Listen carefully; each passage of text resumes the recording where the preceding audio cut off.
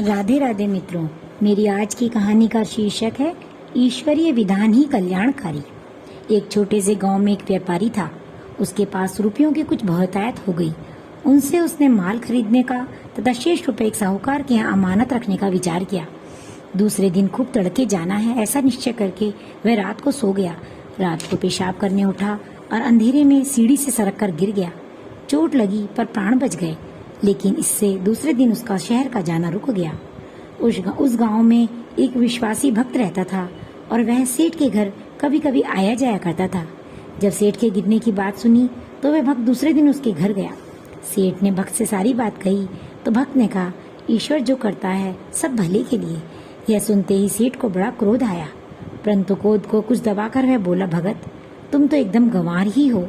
मुझे इतनी चोट लगी है कि मेरा दूसरे गांव का जाना रुक गया और मेरा जरूरी काम बिगड़ गया, और तुम कहते हो कि ईश्वर जो करता है सब भले के लिए।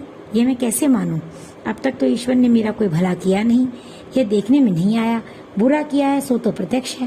प्रत्युत्तर देते हुए भगत ने कहा, सेठ तुम्हारी दृष्टि केवल वर्तमान काल को ही देख पाती है, भविष्य के गर्भ में तुम्हारी दृष्टि नहीं पहुंचती, इसी से तुम ऐसा कह रहे हो। परंतु मैं तो अब भी कहता हूँ कि भगवान जो करता है वह हमारे हित के लिए ही होता है, भले ही हम उसे देख न सकें। कुछ दिनों बाद भगत सेठ के यहाँ गया। तब सेठ ने उसके पैरों में पड़कर कहा, भगत जी तुम्हारी सब बातें सच्ची हैं। यदि मैं उस दिन नहीं गिरा होता तो मैं जरूर शहर की ओर गया होता और मेरी मृत्यु हो गई होती तथा साथ ही बहुत सा धन भी चला जाता। ठगों को मेरे जाने की खबर लग गई थी और उन्होंने मुझे मारकर मेरा धन लूटने की पूरी साजिश की थी, परंतु ईश्वर ने मेरी यात्रा रोककर मुझे बचा लिया। सूली के कष्ट को कांटा गड़ाकर ईश्वर ने दूर कर दिया और मैं मूर्ख कांटा गड़ जाने के कारण अपनी लापरवाही को दोष देने के बदले ईश्वर को दोष देने लगा। राम राम।